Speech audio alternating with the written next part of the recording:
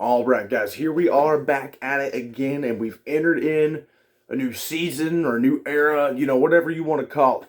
We're talking about a different band here. We just covered all the Steve Vai albums over these past couple of months, ranked all them, did a little interlude of the two Blue Murder records. And if you caught that last album review where I've reviewed Blue Murder's Nothing But Trouble, at the end, I announced the next band we're looking at, and we're getting thrashy and crazy and heavy with freaking Slayer. So, yeah, we're looking at this thing right here tonight. We're going to be delving into, for the next several album reviews till we end up reviewing all these Slayer albums and ranking them all.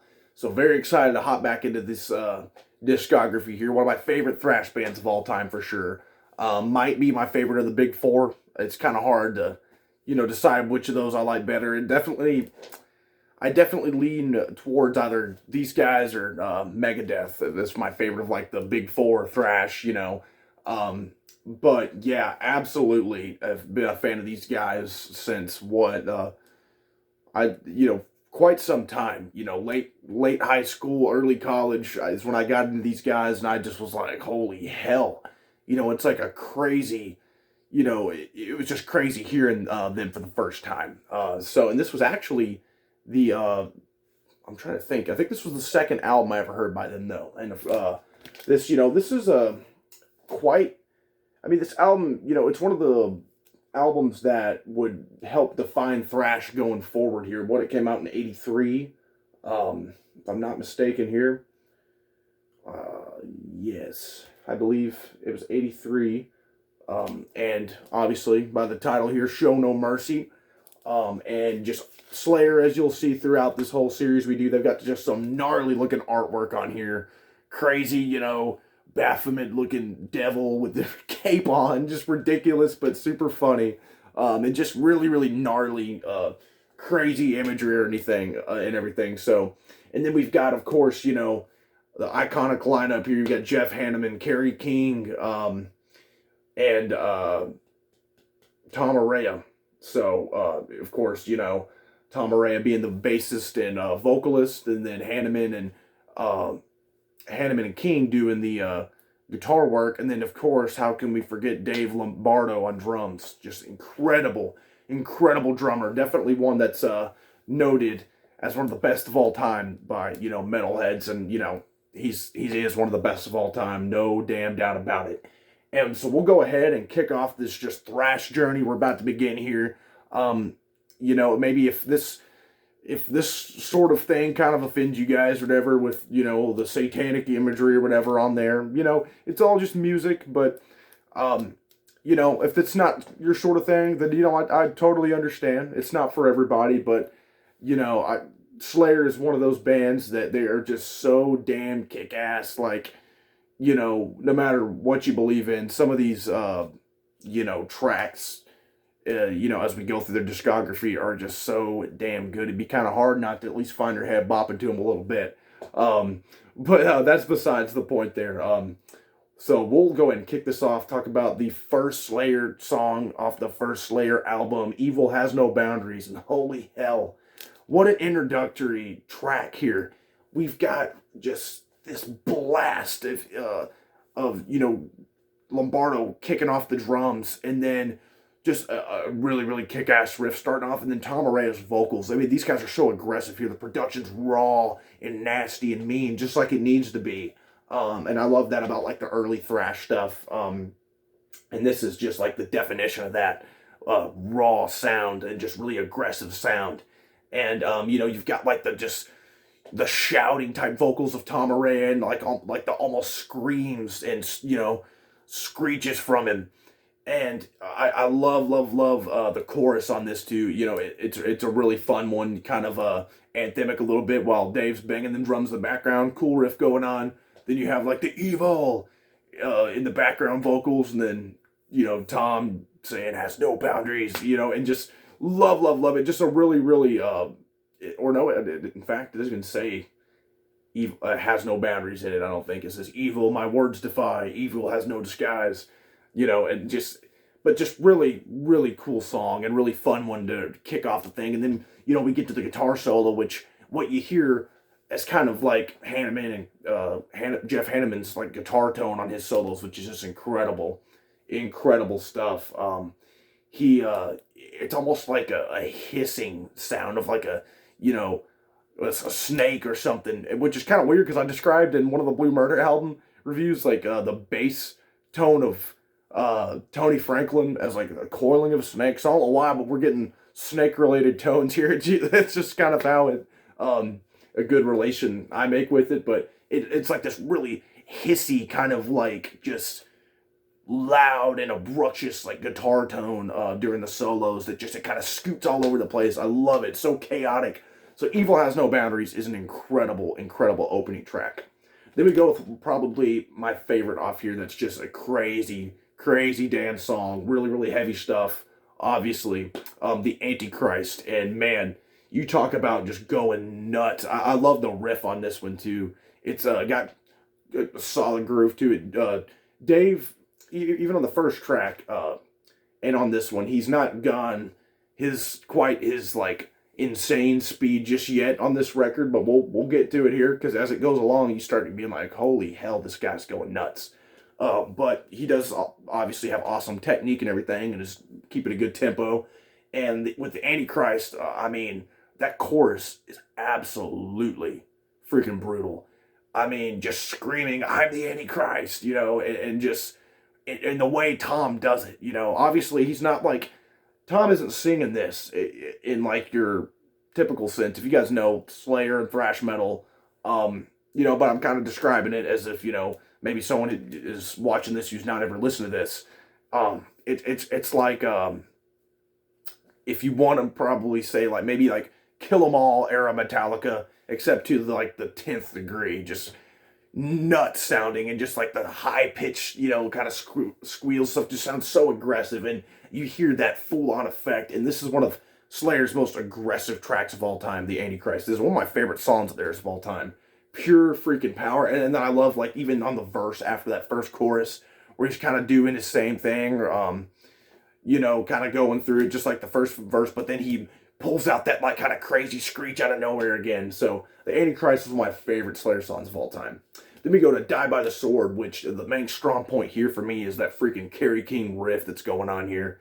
Just, oh man, him and Hanneman together just make this badass riff. And you don't hear quite as much of the like screamy kind of vocals from Tom on this one, but instead you get like this monster riff during the chorus that kind of goes up and down, and then, you know, just kind of a dark, like, Die by the Sword, the kind of growl thing that Tom's got going on that's just really kick-ass.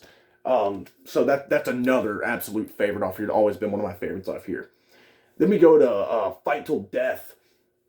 Another freaking awesome one here. I mean, as we go along here, you know, great song after great song after great song.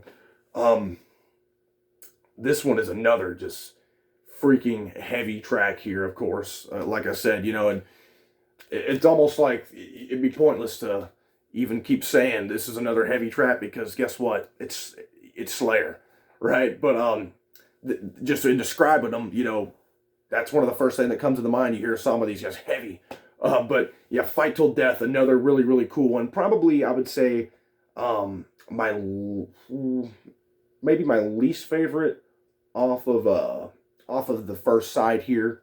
But that's not a bad thing at all. It's not a filler track. It's got a really, really cool chorus. I love the opening to this one in particular, and the speed of it as well. I really like the tempo that Lombardo's got going on there in the drums, and he's beating the hell out of them.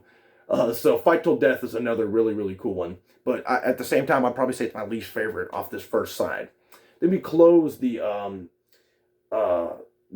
first side with Face the Slayer, which, what do they call it something on here? Let me see, because it's like, I guess they call it like an intro part, or I don't know. It says like, I forget. Let me see here. Yeah, Metal Storm, Face the Slayer. So I guess Metal Storm might be just like the opening part or whatever, but it's still part of the song. And I just love this song. This one's got just another sick riff on it. And one of my favorite riffs off the album as a whole. And it's just, and just some of these lyrics on here, man, are just nuts, you know. A misty night, a perfect night, beneath the cold, the frozen star, and you feel the fright, you know I'm near. you never should have come this far. I mean, and I can read lyrics off of any of these tracks, and you'll be like, holy damn, that's freaking heavy stuff and just evil sounding stuff, which is the vibe they're going for, obviously. But yeah, Metal Storm, Face the Slayer is just a super, super strong closing track, and it's one that's a little bit lengthier. None of these songs are like long ones. It's thrash, early thrash, real fast stuff. They weren't going for any epic length things or anything. And so, but this one is definitely, I think, one of the lengthier ones on here. Face the Slayer is like at maybe caps around 4 minutes or whatever, as opposed to like the 3 minute. And then we open up side 2 with Black Magic, another top tier one for me.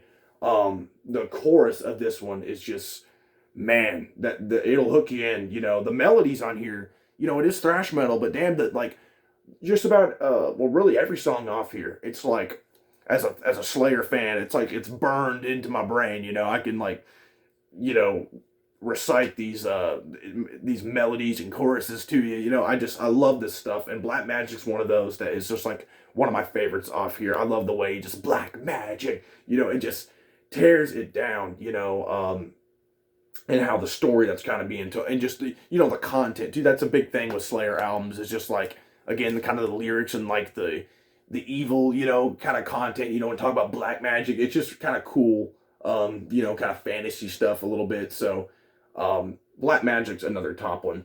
Then we go on to Tormentor, and this one, let me see here.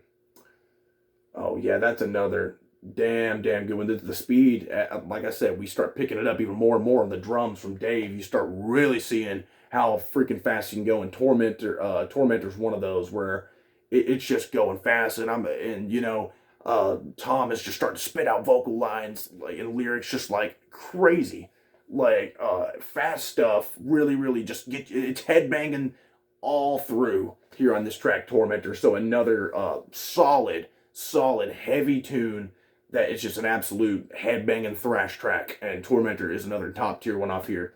And then, oh my god, this one's got to be up there as one of my favorites as well. I've already said that a couple times, which should show you how awesome this album is. The Final Command. The chorus on this one is, so freaking hooky. And it's crazy to say, it's a hooky melody or chorus in a Slayer song, but hey man, I can sit here and recite to you these choruses, like I said, and they're just in my head, and I'm sure there are for many fans of Slayer.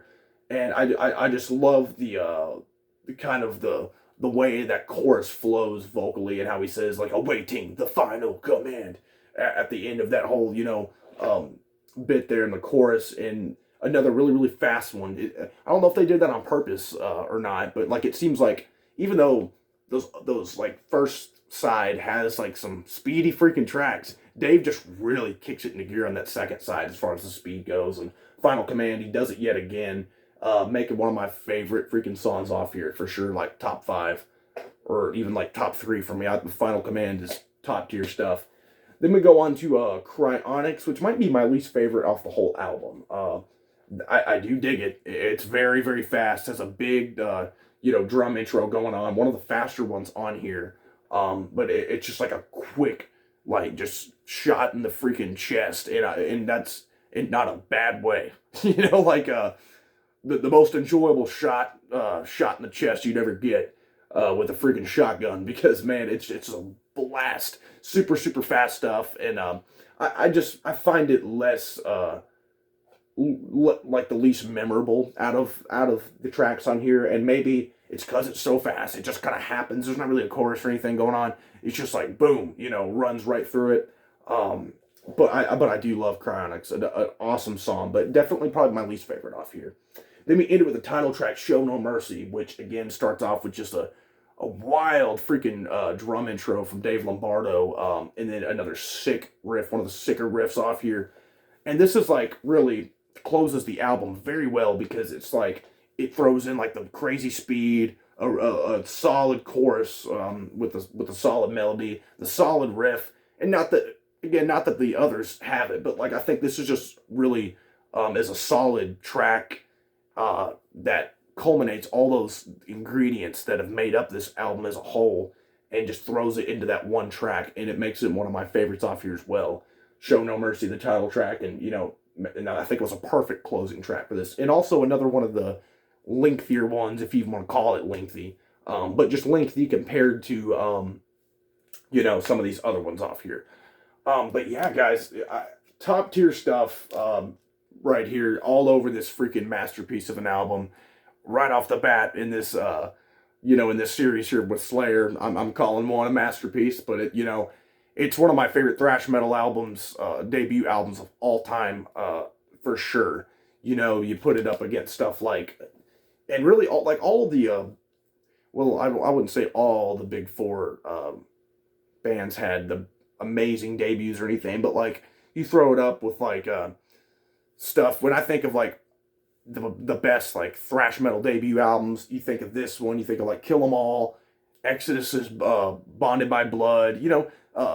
Even Testament's debut album, Lake of Rage, I think is what it's called, if I'm not mistaken.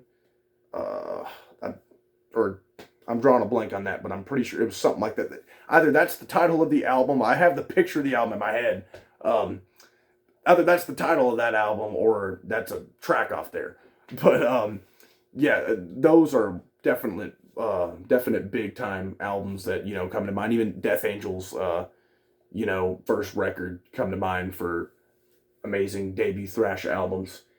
But yeah, guys, this is just a must if you're a thrash metal fan or looking to get into thrash metal and like stuff that has more of an edge to it, really really heavy stuff. This is definitely the heaviest stuff we've covered on this channel so far. And again, I don't know if this is Slayer's maybe not be for everybody, maybe not for the faint of heart, because again, it's talking about some crazy stuff, crazy subject matter that we'll see all throughout this series, and just crazy and offensive album covers, if it's not your sort of thing. And I get it, not to poke fun or anything, but it really isn't for everybody. And I totally understand, like, for people who maybe just it makes them uncomfortable or whatever. I totally understand that. And that's all fine and dandy, but for me, incredible album, and I fucking love Slayer, and this is an incredible masterpiece of a debut album. And next time, guys, we are going to be including their EP, even though it's just a couple of tracks, but it's just such a noteworthy EP that we're going to go ahead and throw it in. Like I've thrown in EPs every now and then when I think they're relevant enough to be a part of the like the ranking of the albums whenever we get to that. So Haunting the Chapel, that EP, I think it's 3 or 4 tracks on there. I'm not counting the that reissue of the live Undead plus Haunting the Chapel. We're just talking about straight up Haunting the Chapel. Whenever it was just the 3 or 4 tracks instead of like the whole live side and then those.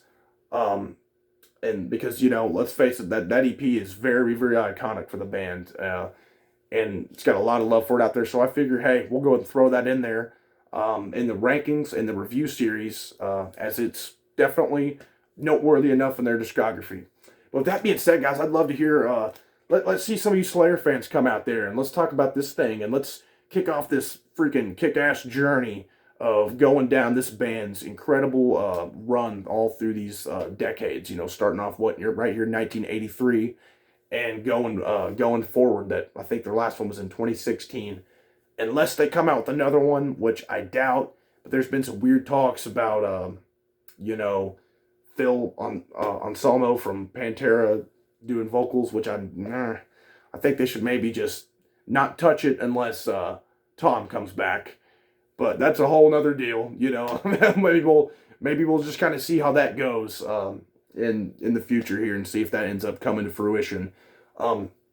Yeah, let's talk about this thing down there in the comments and talk about this band. Maybe some of your guys' favorite other thrash bands and stuff like that. Favorite tracks off here if you guys are disgusted with this and don't like this album at all, or Slayer in general. I mean, hey, I'll hear it. I totally understand it. We can talk about that. But with all that being said, guys, yeah, just like, subscribe, and comment. And tune in for next time when we take a look at their EP, Haunting the Chapel. Thanks.